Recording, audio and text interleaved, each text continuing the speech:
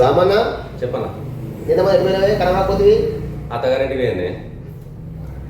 ఇక ఎప్పుడు చూసినా ఎవరిని అడిగినా కానీ అత్తగారి అంటారండి. మరి అత్తగారింటి పోయినా కాబట్టి అత్తగారింటి అంటారు. అంటే ఇక మామ ఉన్న జామ లేదు లేని జామ లేదు, మామ వ్యాల్యూ లేదు అన్నట్టు.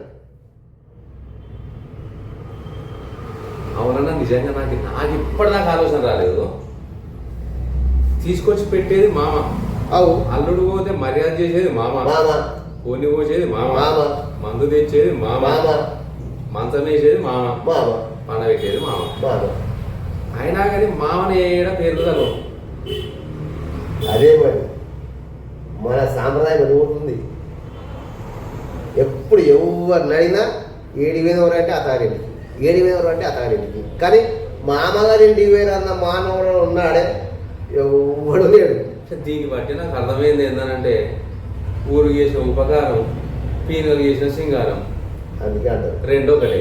అంటే మామ ఎంత పని చేసి ఎంత కష్టం చేసి ఎంత ఏమి చేసి ఇల్లు కట్టి బిల్డింగ్ కట్టి బిడ్డకు లగ్గం చేసి కట్నం ఇచ్చినా కానీ మామకు పేరు లేదు గీలేదు. ఎటువైనా అంటే అత్తగారి అంటారు, మామగారి అనే పడరు. సే అట్లుంటుంది మన లోకం. ఇది ఆలోచించాల్సిన విషయమే. ఇంకొకటి, చిన్నప్పుడు కూడా గిసండి బాగా ఆలోచన వస్తుండనే ఏంటి మామ దగ్గరికి పోయి అవ్వ ఒక 10 పైసలు ఇవ్వాలి, అవ్వ ఒక 10 పైసలు ఇవ్వవా అంటే మా అవ్వ నా దగ్గర మన పైసల చెట్టు ఉన్నదిరా అనేది. అదే కొడుక అంటే పైసలు చెట్టు కాస్తాయి అన్న ఆలోచన వచ్చి నా చిన్నగా ఉన్నప్పుడు ఆయన 2 పైసలు దొరికినాయి. నాకు రోడ్డు మీద పోతుంటే 2 పైసలు దొరికినాయి. 2 పైసలు తీసుకుపోయి ఆయన పొక్క తీసి పొక్క పెట్టి మీకెళ్ళి మట్టి కొడుకు రోజు నీళ్ళు పోతాను. ఆయనతో కూడా చెట్టు కొలిసి చెట్టు మెరిసినాక ఇక నేను మస్తు ఖుషి అయినా మాకి కిరికిరిగా నాకు మత్తు పైసలు ఈ జీవులో కోసుకోవచ్చు ఇట్టు అనొచ్చు, ఈ జీవులో కోసుకోవచ్చు ఇట్టు కలిగి సప్పుడు ఎట్లవుతుంది. ఇక మా సోపతి గారు అందరి దగ్గర పోయి చూపించి నాకు 2 పైసలు చూడడం ఇట్లా ఊపితే వాళ్ళ గుండెలు గుప్పు కావాలనుకున్నా. ఆయనతో మెల్లగా చెట్టు పెద్దగా ఆ చివరికి ఈ చెట్టు ఆయన దొరికానా లోటపీ చెట్టు. నాకు అప్పుడు అర్థమైంది పైసలు పెడితే చెట్టు మొదలు పైసలు పెడితే తుప్పు పడతాయి. అరే పిచ్చోడా, నువ్వు పెట్టిన పైసలు వాస్తవమే, ఒక్కల మట్టిలో పెట్టి పూడుకుని వాస్తవమే. కాకపోతే పైసలు మొలుతాయి ఆయన చెట్టు. అలా రొటపీసు కట్టుంది కాబట్టి అది మొలిచింది. గట్టున్నట్టుంది ఏదో ఇంత పడ్డట్టున్నది ఏ పాట ఆయన మొలిచింది. దేని చూసి నేను అనుకుంటే పైసలు చెట్టు పెట్టి మొలిచింది అంటే నేను కూడా పెడదామన్న ఆలోచన వచ్చింది నాకు మనసులకు. ఇంకో కథ చెప్తాను. ఈ మధ్య ఇంకో సంఘటన జరిగింది. అయితే కొత్త ఇల్లు కట్టినా నేను ఏం చెట్లు పెట్టాలని ఆలోచన చేస్తున్నప్పుడు ఒక ఆమె దుకాణం ముందరికి వెళ్ళి గులాబీ గింజలు అనుకుంటా పోయింది. గులాబీ గింజలు అంటే ఇక రామ్మని ఆయన పిలిచిన తర్వాత ఏం పువ్వులమ్మా ఏం గింజలమ్మా ఇవంటే గులాబీ చెట్లు పెట్టా, ఇత్తులు పెడితే గులాబీ చెట్లు మొత్తాయి, నీకు ఏ రంగు ఇత్తులు కావాలంటే ఏ రంగు పువ్వులు ఉన్నట్టు ఆ రంగు ఇత్తులు కొనుక్కోవాలి మా దగ్గర అని చెప్పి అన్నది. ఎంత పూట అమ్మ అన్న అంటే 2 విషయం. ఇది 30 రూపాయల కోటి పెట్టా అన్నది. మరి మంచిగా మొలుతాయా, మరి ఏ కలర్ ఇత్తులు కావాలంటే ఆ కలరు ఇత్తులు పెట్టి ఆ కలర్ పువ్వులు వస్తాయా అని నేను అన్నా. కొత్తవి పెట్టా అన్నది. ఆయన 30 రూపాయలు ఇచ్చిన. ఒక్కొక్క ప్యాకెట్ 30 రూపాయలు అంటే 6 ప్యాకెట్లు తీసుకున్నాను 180 రూపాయలు ఇచ్చి 180 ఇచ్చిన. ఇక మస్తు ఖుషి అయిపోయింది. ఇక మా ఇంటికాడ ఓపెన్ ప్లేస్ ఉంటది కదా, అవ్వ ఎత్తులు కోసి పెడితే నా ఫస్ట్ నారు పోతుంది. ఇది నారు పోయంగానే చెట్లను మొలితే మొత్తం ఇటు మొత్తం గులాబీ చెట్లు పచ్చగా ఎర్రగా పింక్ కలరు గులాబీ రంగు తెల్లయి అన్ని అని చెప్పి మస్తు ఖుషి అయిపోయి ఆయన ఒక దగ్గర ఎర్రమట్టి తీసుకొచ్చి ఆయనతో ఒక దగ్గర పోసి చుట్టూ కంచెలకి ఏర్పాటు చేసి ఆయన ఇత్తులు పోసినాయి. ఇత్తులు పోసిన ఒక్క 4-5 రోజులు 5-6 రోజుల వరకు మెల్లగా మొలకలు ఇట్లా లేస్తున్నాయి. ఎట్లా లేచినాయి. లేచి వరకు మస్తు సంతోషపడ్డా. ఏదైనా ఒకరు గులాబీ మొలకలు మొలుతున్నాయి. ఇక మెల్ల పెద్దగా అవుతున్నాయి. వాటికి నేను ఏమన్నా మ్యాగెరువు పోతి, కోడెరువు పోతి, పెండి ఎత్తి, కూరమండలు పోతి, యూరియా పోతి అన్ని పోసిన చెప్ప ఆయన పెద్ద అవుతుంటే నేనేమంటే లఘు బాగానే ఉన్నారు భూమిలో మొత్తం మొలుతున్నాయని నేను అనుకున్నా. ఇక నాకు పెరుగుతుంటే గప్పుడు అర్థమవుతుంది గులాబీ చెట్లే కనిపిస్తారు, ఏం గింజలు కావచ్చు, ఏం చెట్లు కావచ్చు అని బాగా ఆలోచన చేసి ఒక్క 2 నెలలు కాపాడింది. 2 నెలలు కాపాడే వరకు అవి ఏం చెట్లు అయినా ఎరిగానా తుమ్మెంత చెట్టు కింద కాయలు కాసి చుట్టూ మున్ను ఉంటాయి చూడు పూజల కాడ పడతాం కింద పొడుగు గిట్ల పొడుగుండి గిట్టుంటది మన మైకోలే అని ఎంత పెద్దగా ఉంటుంది మైక్ లేకుండా సేమ్ గా చెట్లని అప్పుడు అనుకున్నా బరి పడితే వాళ్ళు నమ్మొద్దు మోసపోవద్దని. అవి కూడా మంచిగా ఉమ్మెంత చెట్లు అంటే కూడా మంచిగా గులాబీ చెట్లు వచ్చి నాకు గురిగిలగా అయితే అది పోసిపోయాది ఏం చేయాలి. ఉమ్మెంతాకు ఎన్ని రకాల పనిచేస్తుంది అన్ని రకాల పనిచేస్తుంది. పువ్వులు కూడా దేవునికి మంచిగా ఎక్కుతాయి. మనకెక్కలే కదా అది ఎందుకు కావాలనుకున్నావు అది అది ఇచ్చిపోయింది. అయితే అవు మన సోపతి గారు సుబ్బు కావాల్సినట్టు పోయిండు. ఇక సుబ్బు ఎట్లా అయిపోయిందంటే జీవితం అంతా సబ్బు లెక్క అయిపోయింది. మంచిగా బండకు బండ నల్లగా మంచిగా ఉండే కనబడతలేడు. నువ్వు చూసినప్పుడు నల్లగా బండకు కూడా మంచిగా ఉండే. ఇప్పుడు సుబ్బు అంటే సబ్బు లెక్క అయిపోయి ఎవరు రుద్దుకుంటే మనకి అరుగుతాడు. గిట్ల గిట్ల అయిన కూరడు కూడా గుండె మీద కూడా ఎంటికలు కూడా ఏం అత్తగా చూసిపోయినాయి. ఇంకేముంటాయి మొత్తం మట్టగా అయిపోయింది. మొత్తం మట్టగా నున్నగా పీరియడ్ వేసి గీకినట్టు కాదు. ఇంకా దాని ఏమంటారు యాసిడ్ రోజు కడిగినట్టు ఆయన తెల్లగా నీడికి ఆడుకుంటా మనకి మంచి పైసలు తెప్పించుకోండి. ఏంటి కటింగ్ల గడ్డ ఇది వాజీవి మాటనే మూతి మీద మీసాలు అత్తలేవు, గడ్డ మాత్రం లేదు, నెత్తి మీద ఎటుకలు అత్తలేవు. అంటే పైసలు తగ్గట్టే కదా. లోకం ఎట్లా బతకాలి మరి? కానీ మరి వాళ్ళు ఎట్లా బతకాలన్నా? అంతే కదా. నాయ బ్రాహ్మణులు ఎట్లా బతకాలి? ఇక బతకాలంటే ఏం చెప్తారు? గతంలో 100 మంది ఉన్నారు అనుకో, నాయ బ్రాహ్మణులు గత 100 మంది అంటే తక్కువ. ఇంకొక కథ చెప్తాను నీకు. ఇంకొక 25-30 ఏళ్ళ తర్వాత నెత్తి నిండా ఎంటికలున్నోని, నల్లగా ఎంటికలున్నోని చూసే 40 రోజులు వస్తాయి. మన చిన్నప్పుడు ఎవరికైనా బట్టగుండు కనిపించిన లేదు. ఎవరికైనా బట్టగుండు ఉంటే బట్టగుండు ఆయన వాళ్ళు చూసుకుంటూ అవుతుంది. ఎవరికన్నా తెల్లెంటికలు కనబడితే ఇప్పుడే ముసలోడైనా చూసుకుంటూ అవుతుంది.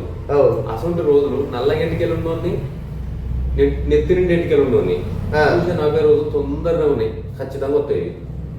అంటే నల్లగుండు అని ఎంటికలు చూసే నవ్వుడు. కొద్ది రోజులు పోయిన నల్లగా ఉండే అన్ని తెల్లగా అయిపోతాయి. అంటే అంత తెల్లగా అయిపోతుంది కాబట్టి నల్లగా ఎవరికి ఉంటే వాళ్ళ చూసే నవ్వాలన్నట్టు. నవ్వాలి. మళ్ళా బట్ట గుండు లేదని నవ్వాలి. లేనోడు చూసి నవ్వాలి. ఆ టైం వస్తుంది. మళ్ళీ ఇంకొక విషయం ముచ్చట చెప్తాను. ఇక ఈ కల్తీలు గిల్తీలు ఇవన్నీ చేయంగా ఏమైతుందంటే అన్నిటికీ మొత్తం విష పదార్థాలు అనేవి కొట్టేది. విష పురుగుల మందులు అవి ఇవన్నీ అవే మందులు అయి కొట్టేది. అవునన్నా ఏడు చూసినా కానీ స్ప్రేలు పడుతున్నాను. నాకు తెలిసిన విధానం ప్రకారం ఈ నాన్ వెజ్ కంటే కూడా కూరగాయలు డేంజర్. అన్నిటిలో మొత్తం పురుగుల మంది అనే విషయం మళ్ళీ ఇంకోటి పాలు కావడం అన్నా కానీ అన్న పాలలో కూడా మొత్తం కలిసి అన్నట్టు అన్న అన్ని కంతులే. ఇక నేను అనుకున్నది ఒకటే, 2040 సంవత్సరం వరకు మొత్తం గోరీలు వస్తాయి అన్న, గొట్టం గోరీలు, లేకపోతే సపరించే గోరీలు వస్తాయి. నీకు మటన్ క్యాప్సిల్ కావాలన్నా కదే, చికెన్ క్యాప్సిల్ కావాలన్నా కదే, బువ్వ కావాలన్నా కదే, ఉప్మా కావాలన్నా కదే, టిఫిన్ కావాలన్నా కదే, దోశలు కావాలన్నా కదే, వడలు కావాలన్నా కదే, చివరికి నీకు పప్పులు సాంబార్లు గీంబార్లు ఏది కావాలంటే దానికి రుచికి తగ్గట్టు గోరీలు వస్తాయి. నోట్ వేసుకొని సపరియాలి. What a taste అనాల్సిందే. అంతే. ఈ బువ్వలు గివ్వలు తినేవి ఏముండే ఇక నోటే సపరించుకుంటే గుడి అంతే అన్న. ఫ్లేవర్ అంతే. ఇప్పుడు అంతలేవా థమ్సాపు, స్ప్రైట్, మజ్దా, ఇప్పుడు మాడిపాలు కాసేదే ఆడకపోతున్నాడు. మళ్ళీ ఒకటి ఇప్పుడు ఎనీ టైం మజా దొరుకుతుంది. ఫ్లేవరు అంతే. నువ్వు అంతా గొట్టం ఫ్లేవర్ అంతే. సపరించే క్యాప్సిల్ గిరిగింది ఉంటే నోట్ వేసుకోలే. ఇప్పుడు నూనె ఉన్నది, 10 నూనె కావాలంటే 3 కిలోల పళ్ళు వస్తే కొంచెం నూనె కదా. అది చెప్పాను మా గుళ్ళే కదా, చెప్పాను కరెక్టే. అట్లాంటిది ఎంత పల్లి వాడాలి మన దేశం మీద? ఎక్కడ తయారు కావాలి పల్లి నూనె? నువ్వు ఏమన్నా క్యాప్సుల్ అంతే. నువ్వు ఏమన్నాను పొద్దుదేవుడు పూలు వచ్చిన కాడికి మనసులో రోగాలు ఎక్కువైంది. నేను నా సర్వే ప్రకారం, నా అంచనా ప్రకారం సన్ఫ్లవర్ మంచిది అంటారు కదా. ఏ మంచిది పడగా అంతకుముందు రానప్పుడు ఎవరికైనా హార్ట్ అటాక్ ఎవరికైనా వచ్చినాయి. ఇవ్వలేదు. అది వచ్చిన కాడికి వెళ్ళి మొత్తం ఆగమవుతుంది వ్యవహారం. అంతేనా? ఏమో కాన ఏం మతులు ఏం కథను ఏం తినాలన్నా భయం అవుతుంది. రోడ్డు మీద టిఫిన్ చేయాలంటే భయం అవుతుంది, షాయ్ తాగాలంటే భయం అవుతుంది, ఇంట్లోకి ఏమో తెచ్చుకోవాలంటే కూడా భయం అవుతుంది. ఇదంతా పానం వంగగానే ఒకప్పుడు కింద బువ్వ తిని గట్కనో గువ్వనో ఏదైనా తింటే ఎంత కడుపులో ఆదరణ చెప్పు. ఇప్పుడు ఉంటుందా? సన్న బియ్యం, దొడ్డు బియ్యం ఎంత మంచి పానానికి. సన్న బియ్యం కావాలట ఈ దొడ్డు బియ్యం తింటే ఈగలు కొరికేట అనిపిస్తుందట. నేను మొన్న పేపర్లో ఏదన్నా ఈ రేషన్ బియ్యంలా కింటాలకు కిలో బియ్యం కలుపుతారట. ఏది మన తెల్ల అరే మొన్న మా ఇంటి కాడ అది మనం అనుకుంటాం అది పుచ్చిపోయిందో పురిగిపోయిందో ఏదో అనుకుంటాం కానీ దాంట్లో ఐరన్ కార్బను అన్ని రకాలుగా మంచిగా హెల్త్ మంచి ప్రోటీన్ అంటారు. అయితే మొన్న మా వాళ్ళు ఏం చేశారు, గిన్నె నీరు పక్కన పోసారు దీన్ని మంచిగా నేను వెళ్ళి వెళ్ళే వరకు కానీ పక్కన పోయాక ఆయన నేను ఇవి ఎందుకు పోతున్నావు నేను అడిగాను. అంటే ఖరాబ్ అయినట్టున్నాయి ఆయన. ఖరాబ్ కాదు ఇవి, ఇంత సంగతి ఉంటుంది వీటిది, మంచి ప్రోటీన్ ఫుడ్ ఇది అని చెప్పి అవన్నీ తీసుకొని తింటుంటే ఎంత రుచి ఉన్నాయి. మన సబ్దాన్ బియ్యం ముక్కినట్టు అన్న. అవి 1400 క్వింటల్ అంట. బాబా 14,000 క్వింటలా 1400 క్వింటలా? Sorry 14,000 quintal. అదే అంటారు మరి. అంత 14,000 క్వింటల్ అంటే కిలోకు 140 రూపాయలు. మరి అవంతా ఆరోగ్యాన్ని ఇచ్చిపెట్టి దాని అంటే మనకి 25 కిలో 24 కిలో బియ్యం వస్తున్నాయి కదా, మనకి ఇంచుమించు 1/4 కిలో వస్తున్నాయి. 1/4 కిలో మనకి 24 కిలో బియ్యానికి 1/4 కిలో వస్తున్నాయి. అంటే అది ఖచ్చితంగా రూపాయల బియ్యం తిన్నోళ్ళు ఇలా ఆరోగ్యంగా ఉంటారు. నేను కూడా అదే తింటాను. తినాలి ఖచ్చితంగా. బియ్యం తినాలి, దొడ్డు బియ్యం తినాలి. ఈ మందులు మాకుల ఓడి కొట్టి సన్న బియ్యం ఏమన్నా ఏం లేదన్నా, ఏం లేదు. మళ్ళీ ఒకటి ఏంటంటే ఇంత జాగ్రత్త మొన్నదాకా కోపం బియ్యం తింటుందా అంటే నేను కొద్దిగా గట్టిగా ఫీల్ అయినా. కానీ మొన్న ఈ విషయం పేపర్లు ఇచ్చిన తర్వాత చూసే వరకు ప్రోటీన్ ఇప్పిస్తున్నారా అంటే ఏర్పడకుండా గవర్నమెంట్ మంచిగా సాయం చేస్తుంది పేదలకు. సాయం చేస్తలేదా?